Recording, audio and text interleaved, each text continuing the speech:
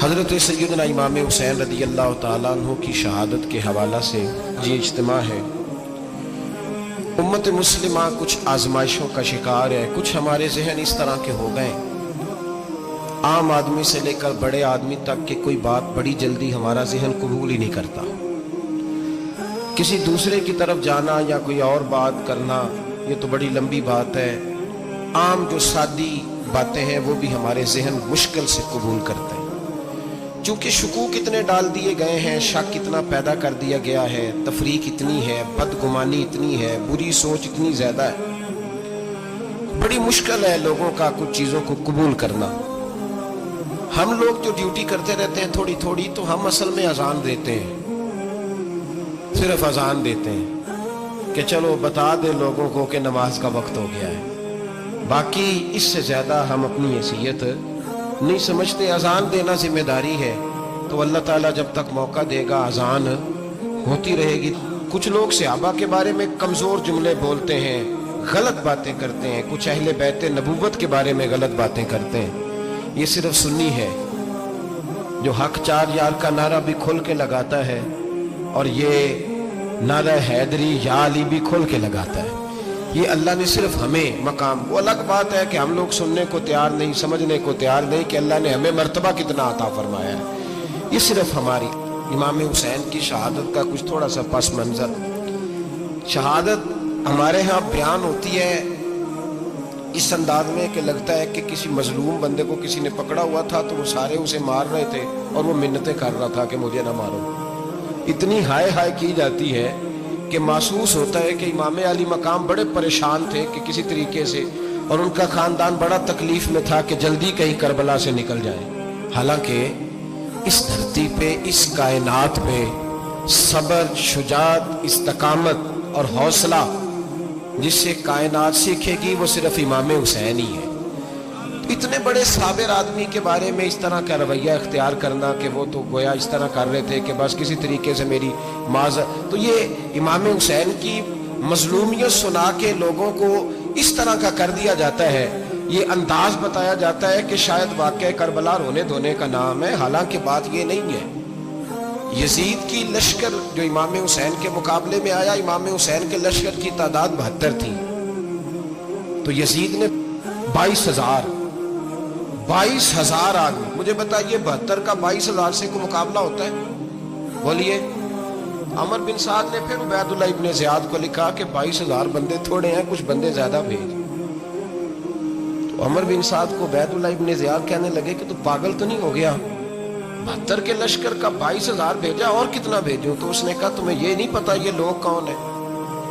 یہ مولا علی شیر خدا کی اولاد ہے، ان میں ایک ایک شخص ایسا ہے جو 1,000 کے مقابلے میں لڑنا جانتا ہے۔ تو یہاں کمزوری دکھائی جاتی ہے، ہمارے بچے سمجھنے لگے ہیں کہ یہ شاید کوئی ایسی داستان ہے، اور اس طرح کا ماحول ٹی وی پہ میں دیکھ رہا تھا، اس طرح کا ماحول بنایا جاتا ہے جیسے کوئی خوف ہے، یعنی واقعہ کربلا کوئی ایسا واقعہ جسے دیکھ کے خوف طاری ہو جائے، بچے راتوں کو ڈرے، وہ اکیلے درخت دکھائے جا رہے ہیں اور تیر دکھائے جا رہے ہیں۔ او یار کیا قوم کی تربیت کر رہے ہیں؟ واقعہ کربلا حوصلے کا نام ہے، دلیری کا نام ہے۔ سنیں بات اصل میں کیا تھی، بڑے ٹھنڈے دماغ سے میری بات کو سمجھیے گا۔ حضرت مولا علی شیر خدا کے بعد مسلمانوں کے متفقہ امیر بنے تھے حضرت امیر معاویہ۔ انہیں امیر کس نے بنایا تھا؟ امام حسن نے، حضرت علی کے بڑے صاحبزادے۔ حضرت امام حسن نے ان سے صلح کی، انہیں خلافت دی، اور صحیح بخاری میں نبی پاک نے فرمایا تھا میرا بیٹا حسن سردار ہے، جب مسلمانوں کی جماعتوں میں لہو بہ جائے گا تو حسن ان کی صلح کرا دے گا۔ وہ صلح امام حسن نے کرائی، جناب امیر معاویہ امیر بن گئے۔ حضرت امیر معاویہ رضی اللہ تعالیٰ عنہ بڑا پیار کرتے تھے نبی پاک سے، بڑا احترام کرتے تھے حضور کے خاندان کا۔ ان کی جو اجتہادی خطائیں ہیں وہ اپنی جگہ پہ موجود ہیں، چونکہ امام حسن نے ان سے صلح کر لی، لہذا ہم بھی ان کے بارے میں کوئی جملہ کہنے کے مجاز، ہماری مجبوری امام حسن ہے، اس لیے کہ جسے امام حسن صحیح کہے پھر امام حسن کے ماننے والے کو اسے غلط نہیں کہنا چاہیے۔ حضرت امیر معاویہ رضی اللہ تعالیٰ عنہ کا جب وصال ہوا تو حضرت امام حسن پہلے ہی ان سے وصال کر گئے، آپ کو زہر دے دیا گیا، آپ شہید ہو گئے۔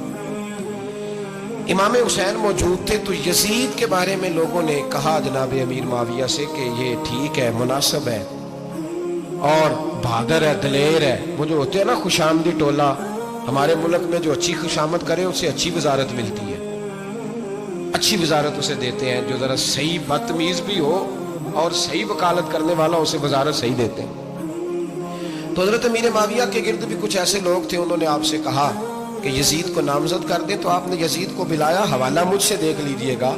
بلا کے فرمایا کہ 3 بندوں کے سامنے اپنی خلافت پیش کرنا, اگر وہ تجھے مان جائیں تو امیر بن جانا, نہ مانے تو چپ کر کے گھر بیٹھ جانا. وہ 3 بندے کون ہیں؟ جناب عبداللہ ابن عباس, حضرت عبداللہ بن زبیر اور امام حسین رضی اللہ تعالیٰ. یہ وصیت فرمائی جناب امیر معاویہ. ہوا یہ کہ یزید جب امیر بنا نا, 2-3 چیزیں ہوتی ہیں جب کسی بندے کو قابو کرنا ہوتا ہے, 2-3-4-5 چیزیں ایسی ہوتی ہیں جس سے بندہ قابو آتا ہے. تو اس نے بھی فوری طور پہ, یزید نے دیکھا میرے لیے مسئلہ کیا بن سکتا ہے. ولید بن عتبہ اس وقت مدینے کا گورنر تھا. یزید نے اس کو خط لکھا کہ امیر عرب کا رواج آج بھی ہے کہ جب تک نئے خلیفہ کی بیعت نہیں ہو جاتی پرانے کے انتقال کی خبر ہی نہیں دیتے, اس کو رکھے رکھتے ہیں. یہ ان کا طریقہ ہے. وہ کہتے ہیں کہ ولی عہد اچھی طرح قبضہ کر لے پھر بتائیں گے. حضرت امیر معاویہ کا وصال ہو گیا, بتایا نہیں. یزید نے اب کیا کیا, کیونکہ بڑا چلاک آدمی تھا, بڑا شاطر تھا, بڑا تیز تھا, بڑا عجیب اس کا مزاج تھا. یہ چلاک لوگ زندگی میں ہمیشہ دھوکہ کھاتے ہیں. چلاکیاں انسان کو گراتی ہیں اور اتنا منہ چھیل جاتا ہے کہ منہ پہچانا ہی نہیں جاتا. بندہ اپنے آپ کو رب رسول کے حوالے کر دے تو اللہ بڑی بہترین جزائیں عطا کرتا ہے.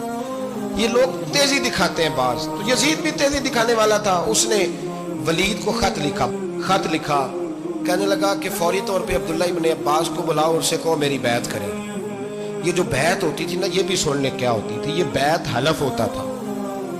حلف کہ میں اللہ رسول کے نام پہ حلف دیتا ہوں کہ میں یزید کی اطاعت کروں گا, میں اس کے خلاف کوئی بغاوت نہیں کروں گا. یہ بیعت لوگ سمجھتے ہیں کہ بس ہاتھ پکڑنے کا نام بیعت تھا. اس بیعت کا متبادل جمہوری ملکوں کے اندر ووٹ آیا ہے, اس کا متبادل لفظ. تو کہا بیعت کرے. حضرت عبداللہ ابن عباس کو بھی بلاؤ, عبداللہ بن زبیر کو بھی بلاؤ, امام حسین کو بھی بلاؤ. امام حسین آدھی رات کے وقت بیٹھے تھے مسجد نبوی میں, چونکہ 5 نمازوں کی آپ امامت کرتے تھے. ان اللہ خیر کرے جڑا نماز پڑھائے ہو مولوی, جڑا ٹل پائے ہو پیر, جڑا مہینہ نہ نہائے چھوٹا پیر, تو جڑا 6 مہینے نہ نہائے ہو بڑا پیر. کہتے بابا پہنچے ہیں, کڑے چھڑے جو پہن لیے. بھئی امام حسین تو نمازیں پڑھاتے تھے, مولا علی تو نمازیں پڑھاتے تھے, مسجد کے خطیب تھے. اب اس کو تو مولوی کہہ دیا جاتا ہے بیچارے کو. تو ملنگ کون ہوتا ہے جی؟ کہتے جڑا کپڑے کٹ پائے. کیا تماشا ہے, قوم جدھر دل کرتا ہے نکل جاتی. امام حسین نماز پڑھا کے عشاء کی بیٹھے تھے جناب عبداللہ بن زبیر. عبداللہ بن زبیر کون تھے؟ یہ نبی پاک صلی اللہ علیہ وسلم پھوپھی کے پوتے تھے اور جناب صدیق اکبر کے نواسے تھے. حضرت عبداللہ بن زبیر اور جناب زبیر بن عوام عشرہ مبشرہ صحابی ہیں, ان کے بیٹے تھے. بہت زیرک آدمی تھے. یہ بھی امام حسین کے پاس بیٹھے تھے. عبداللہ ابن عباس بھی تھے جو حضور کے چچا کے بیٹے ہیں, اس امت کے پہلے مفسر ہیں قرآن پاک. یہ لوگ بیٹھے تھے. تو ولید نے ایک بندہ بھیجا, اس نے آ کے کہا جناب آپ کو گورنر صاحب نے بلایا ہے. تو عبداللہ بن زبیر کہنے لگے حسین اس وقت بلانے کی بات سمجھ میں نہیں آئی. تو امام حسین بڑے بصیرت والے تھے, اللہ نے بصیرت دی تھی.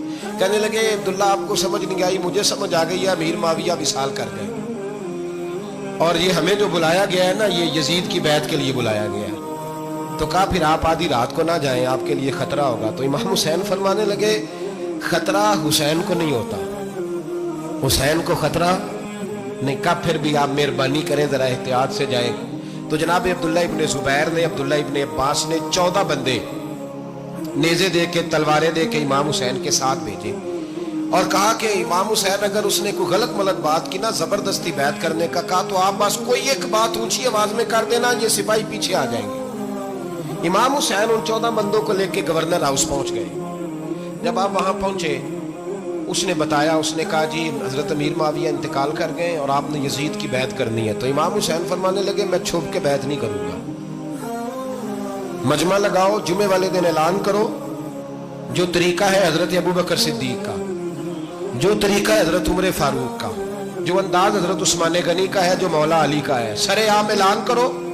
اگر ساری دنیا یزید کی بیعت کرے گی تو میں بھی تیار ہوں.